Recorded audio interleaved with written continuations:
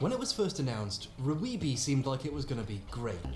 RWBY seemed like it was gonna be great. RWBY seemed like it was gonna be great. It was produced by a darling of independent web content, and created by a legendary animation genius and some of his most trusted colleagues, and written by two... That's already starting out really badly. With him saying his most trusted colleagues by showing Shane, and then showing Miles and Carrie separate from being his most trusted colleagues, even though he went to them first to help write RWBY. And he leaves that hanging in a way that definitely is like, oh, Miles and Carrie are not talented, and they're certainly not Monty's most trusted colleagues and his most trusted friends. That's what he's really saying. And that's factually untrue. Monty specifically went to Miles, Luna, and Carrie Shawcross to write RWBY. They were his first and only choice. They were there from the very, very start. They were arguably his most trusted colleagues. They are the co-creators of RWBY. It is their show just as much as it is Monty's, and that has always been the case.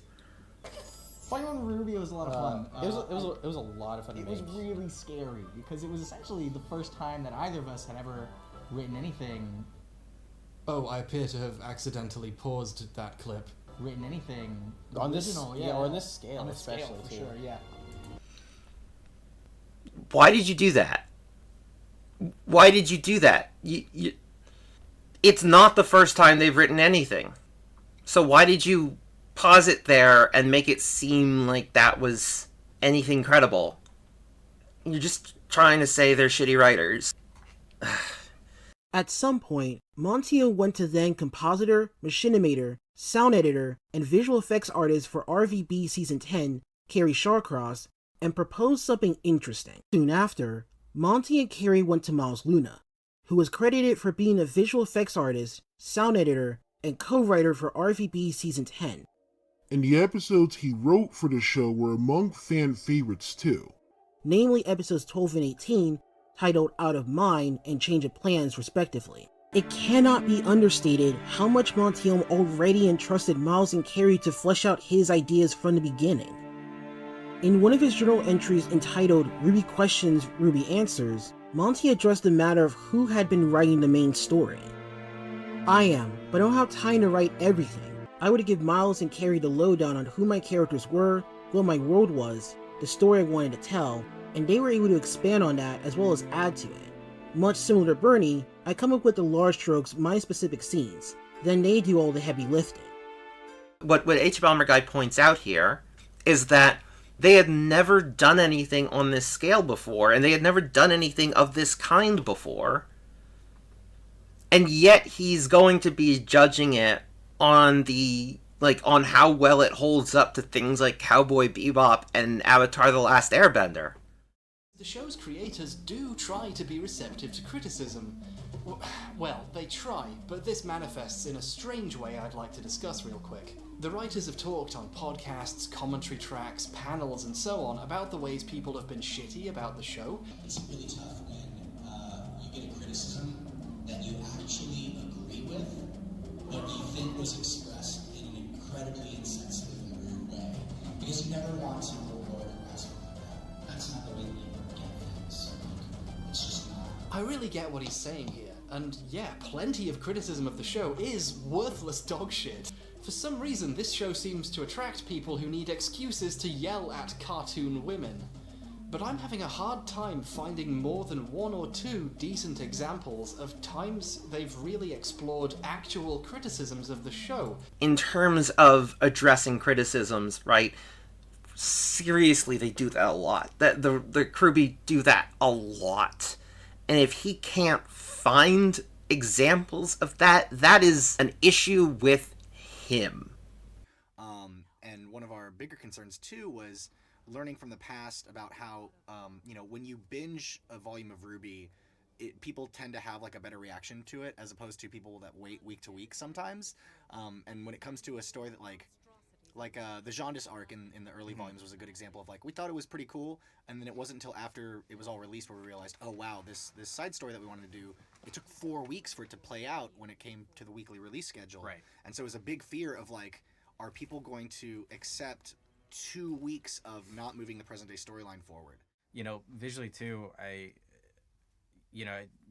again, trying to learn from past things is like, definitely knew everybody was gonna be like, oh, okay, they're in another house. Like, how many episodes are they gonna be in this for?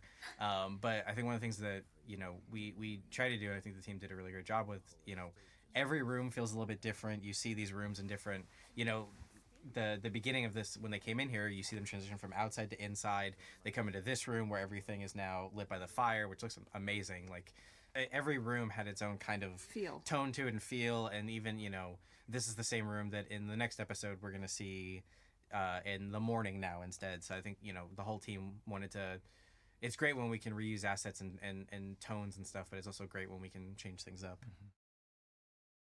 As a lifelong fan of Rooster Teeth and Monty, I certainly hope it's clear that my criticism comes from a well-meaning place. As a lifelong fan of Rooster Teeth and Monty, as a lifelong fan of Rooster Teeth and Monty, as a lifelong fan of Rooster Teeth and Monty, I certainly hope it's clear that my criticism comes from a well-meaning place. Incidentally, Jean is voiced by Miles Luna, the lead writer of the show. Hey, Pyrrha. What's up, girl? How you doing? She's so pretty. Closely. She's so pretty. Huge portion of the early show's screen time is dedicated to Jean getting trained and explained to and flirted with by Pyrrha, the coolest girl in school. A guy called Neptune turns up. He's a really cool, attractive guy who wears goggles, and they make a point of showing how Weiss is into him, like, right away. Let's not assume that this is, like, author insert, wish fulfillment or whatever. Like, let's assume they just came up with this character and then Kerry Shawcross decided to voice him. Like, hey, if you're writing a whole show, you should get to voice one of the characters, that's fine. But come on, it was really weird that you picked Neptune, man. This character gets into love triangle stuff with a bunch of young female characters who you write, so it just feels weird. And then this character hangs out a bunch with Yang, Pretty much everything everybody wants in a girl. Oh, what a woman. You need more evidence than, here's an example, right? Mel Brooks often plays characters in his own films. He plays a fascist in Spaceballs. Does he... Is it an excuse for him to be able to play a fascist, like, because he likes fascism? Sure, that character's mostly a joke, but, like, how much are you really going to say that the creator playing a character is because, like, they have a self-insert, right?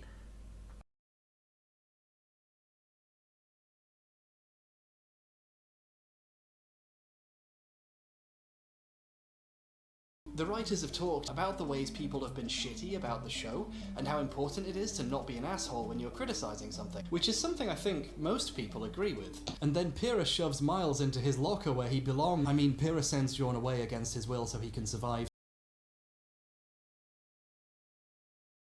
The show has now introduced Crow. How does the power choose? Through a series of stupid and convoluted rules. The writers made the genuinely clever decision to have him annoyed and bored by most of the characters and plot of RWBY. Did you miss me? Did you miss me? No. So even if you aren't really enjoying the story, it's not so bad, because another character in the scene isn't enjoying it either. It's ironic that everyone else is bird-brained.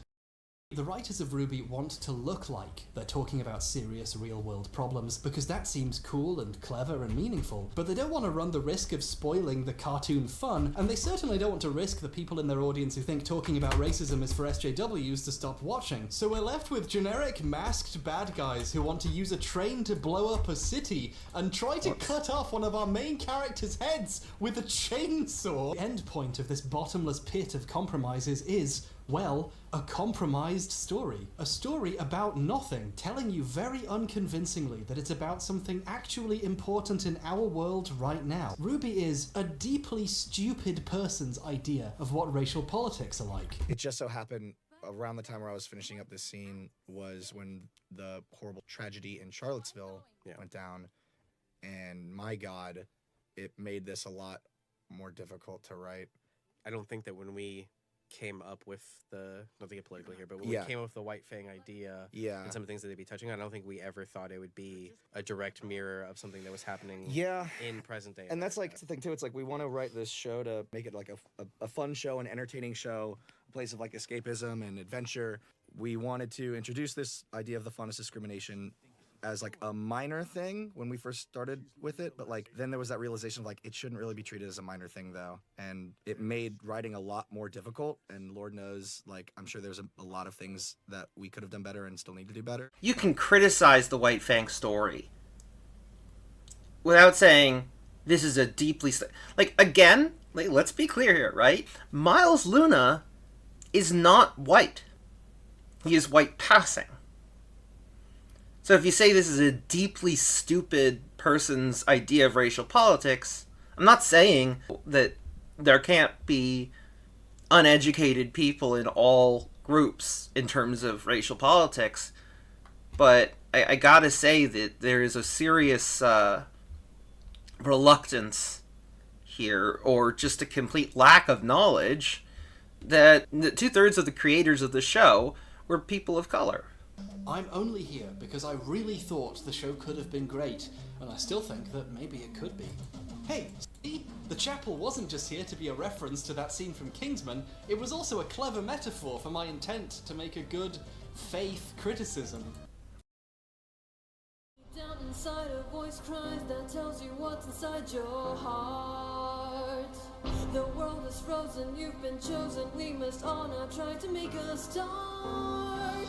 It's time for revolution, tear it all apart, so please tell me.